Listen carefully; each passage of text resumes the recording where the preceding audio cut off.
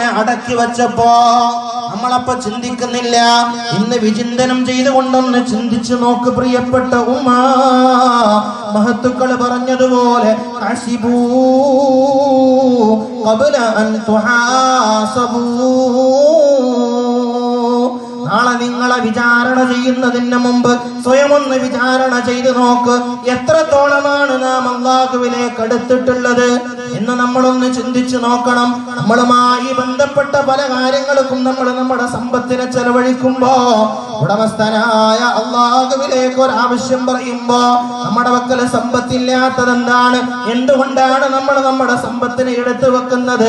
അങ്ങനെയുള്ള ആളുകളുണ്ടല്ലോ, അവർക്ക് ഖേദിക്കേണ്ടി വരുമെന്ന് പരിശുദ്ധ റസൂൽ. ആ സമയത്താണ് അവർ ഖേദിക്കേണ്ടുന്ന ഒന്നാമത്തെ സമയം. അത് ഖാബിലുൽ അർവാഹ് മലക്കുൽ മൗത്ത് അസ്റായീൽ അലൈഹി സ്വലാത്തു വസ്സലാം തന്റെ സമീപത്ത് വരുമ്പോ, മലക്കുൽ മൗത്തിനെ കാണുമ്പോ പരിഭ്രാന്തനായിക്കൊണ്ട് ഓരോ മനുഷ്യനും വിളിച്ചു പറയും, അത്ര അല്ലാഹുവേ, പടച്ചോനെ, എനിക്ക് വളരെ ചുരുങ്ങിയ ഒരു സമയം കൊണ്ട് അല്ലാഹ് ഫഅസ്വദ്ദക വഅകും മിനസ് സ്വാലിഹീൻ. ഞാൻ ഇതുവരെ ചെയ്തതൊക്കെ മറന്നുകൊണ്ട് അല്ലാഹുവേ, ഞാൻ നിനക്ക് വഴിപ്പെട്ടുകൊണ്ട് ഈ സമയം മുഴുവനും ഇത്രകാലം 60 വർഷം നിന്റെ ഭൂമി ലോകത്ത് ജീവിച്ചുകൊണ്ട് എനിക്കൊന്നും ചെയ്യാൻ സാധിച്ചിട്ടില്ല റബ്ബേ. ഈ സമയത്ത് ഒരു 10 സെക്കൻഡ് എനിക്ക് തരുമോ, ഒരു സാഅത്ത് എനിക്ക് തരുമോ എന്ന് ഓരോ അടിമയും വിളിച്ചു ചോദിക്കുകയാണ്. എന്നിട്ട് ഈ അടിമ പറയും, അത്രേ, ഫഅസ്വദ്ദക വഅകും മിനസ് സ്വാലിഹീൻ. ഞാൻ സ്വതഖ ചെയ്തോളാം റബ്ബേ, ഞാൻ എത്ര വേണമെങ്കിലും നിന്റെ മാർഗത്തിൽ ചെലവഴിക്കാമല്ലാ, ഞാൻ സ്വാലിഹീങ്ങളിൽ പെട്ടോളാമല്ലാ എന്നീ അബ്ദിങ്ങനെ വിളിച്ചു പറയുമ്പോ ഖുർആനദാ തറപ്പിച്ചു പറയുന്നു, വലൻ യുഅഖിറല്ലാഹു നഫ്സൻ ഇദാ ജാഅ അജലുഹാ. ഇല്ല മോനെ, ആ സമയത്ത് നിന്റെ ഖേദപ്രകടനങ്ങൾ അല്ലാഹു കബൂലാക്കുകയില്ല.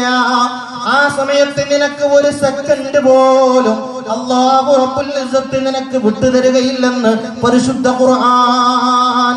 അതുകൊണ്ട് എന്റെ പ്രിയപ്പെട്ട ഉമ്മമാരെ, എന്റെ പ്രിയപ്പെട്ട മുഅ്മിനീങ്ങളെ, ശ്രദ്ധിച്ചു കേട്ടോ, ശ്രദ്ധിച്ച് മനസ്സിലാക്കിക്കോ. നമ്മുടെ ജീവിതത്തിൽ നിന്ന്, നമ്മളുടെ സ്വയം ജീവിതത്തിൽ നിന്ന് നമ്മൾ ഈ ഖുർആനിന്റെ സൂക്തത്തെ ഒന്ന് മനസ്സിലാക്കിക്കൊണ്ട് നാം അല്ലാഹുവിനു വേണ്ടി ജീവിക്കാൻ സന്നദ്ധരാകണം. അങ്ങനെയല്ലാതെ നമ്മുടെ ആരോഗ്യവും നമ്മുടെ ഒഴിവ് സമയങ്ങളൊക്കെ മറ്റു രൂപത്തിൽ നമ്മൾ ചെലവഴിച്ചു കഴിഞ്ഞാൽ ആദ്യമായിട്ട് അവനക്ക് ഖാബിലുൽ അർവാഹ് വരുന്ന സമയത്താണ് അവനക്കുണ്ടാകുന്ന ഖേദപ്രകടനം. മറ്റ് രണ്ടാമത്തായി അഷ്റഫുൽ ഖൽഖ് തങ്ങൾ എണ്ണിപ്പറഞ്ഞ രണ്ടാമത്തതായി അവന് ഖേദിക്കുന്ന ഒരു സ്ഥലമുണ്ട്. മഹാനാകുന്ന റസൂലുള്ളാഹി പറയുകയാണ്, യതഹസ്സറു ഇബ്നു ആദമ അൻ സഅത്തിൻ യൗമൽ ഖിയാമ ലം യദ്കുരില്ലാഹ ഫീഹാ. യതഹസ്സറു ഇബ്നു ആദം, ആദമിന്റെ മക്കൾ മുഴുവനും വല്ലാതെ ഖേദപ്രകടനത്തിലായി പോകും. എന്ത് കാര്യത്തിനെന്നറിയോ? അൻ സഅത്തിൻ, ഒരു സമയത്തെ തൊട്ട് യൗമൽ ഖിയാമ, നാളെ ഖിയാമത്ത് നാളിൽ ഒരു സമയത്തെ ആലോചിച്ചുകൊണ്ട് ഓരോ മനുഷ്യനും വിഭ്രാന്തിയോടുകൂടെ, വളരെ പരിഭവത്തോടുകൂടെ അവനെ വല്ലാതെ അവന്റെ മുഴുവനും നഷ്ടപ്പെട്ടവനെ പോലെ അവൻ വല്ലാതെ ആവലാതിയിലും വേവലാതിയിലുമായി പോകുമെന്ന് പരിശുദ്ധ മുഹമ്മദ് മുസ്തഫ സല്ലല്ലാഹു അലൈഹി വസല്ലം. ഏത് സമയത്തെ പറ്റി എന്നറിയോ? ലം യദ്കുരില്ലാഹ ഫീഹാ. ആ സമയത്ത് അവൻ അല്ലാഹുവിനെ ഓർത്തിട്ടില്ല. അവന്റെ ജീവിത സമയത്തിൽ അല്ലാഹുവിനെ ഓർക്കാത്ത ഓരോ നിമിഷത്തെ പറ്റിയും നാളെ ഖിയാമത്തിൽ അവന് ഖേദിച്ച് മടങ്ങേണ്ടി വരുമെന്ന് മുഹമ്മദ് മുസ്തഫ സല്ലല്ലാഹു അലൈഹി വസല്ലം. മുഅ്മിനീങ്ങളെ, നമ്മളൊന്ന് ചിന്തിച്ചു നോക്കണം. നാളെ ഖിയാമത്തിൽ നമ്മൾ ഖേദപ്രകടനം നടത്തുമ്പോ നമ്മളുടെ ജീവിതത്തിൽ നമ്മളെ സംബന്ധിച്ചിടത്തോളം നമ്മളൊന്ന് ചിന്തിച്ചു നോക്കണം. നമ്മളിങ്ങനെ കേൾക്കുമ്പോ നമ്മൾ കരുതുന്നുണ്ടാകും, എനിക്ക് തൊഴിൽ, ഞാൻ ഹോട്ടലിൽ നിൽക്കുന്നവനല്ലേ, അതല്ലെങ്കിൽ ഞാൻ ബസ് ഡ്രൈവറല്ലേ, അല്ലെങ്കിൽ ഞാൻ മറ്റ് ബിസിനസ് ചെയ്യുന്നവനല്ലേ. നീ ഏത് തരത്തിലുള്ള ഹലാലും ത്വയ്യിബുമായ ഏത് തരത്തിലുള്ള കച്ചവടക്കാരനാണെങ്കിലും, നീ ഏത് തരത്തിലുള്ള ബിസിനസ്സുകാരനാണെങ്കിലും, പൊന്നുമോനെ, മുഴുവൻ സമയവും നിന്റെ ഒരു സെക്കൻഡ് പോലും ഒഴിവാക്കാതെ ഉടമസ്ഥനായ അല്ലാഹുവിനെ ഓർക്കാൻ നിനക്ക് സാധ്യമാണ്. ഇങ്ങനെയെന്നല്ലേ ഖുർആൻ തന്നെ പറയുന്നുണ്ട്.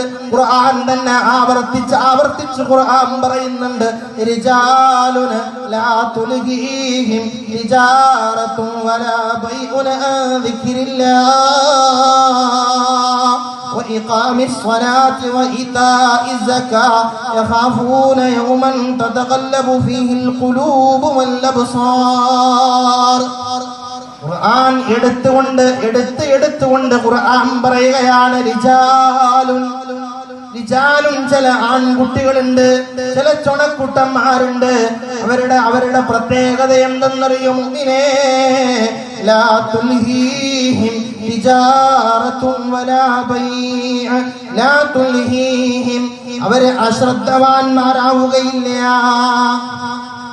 അവർ അശ്രദ്ധവാന്മാരാവുകയില്ല.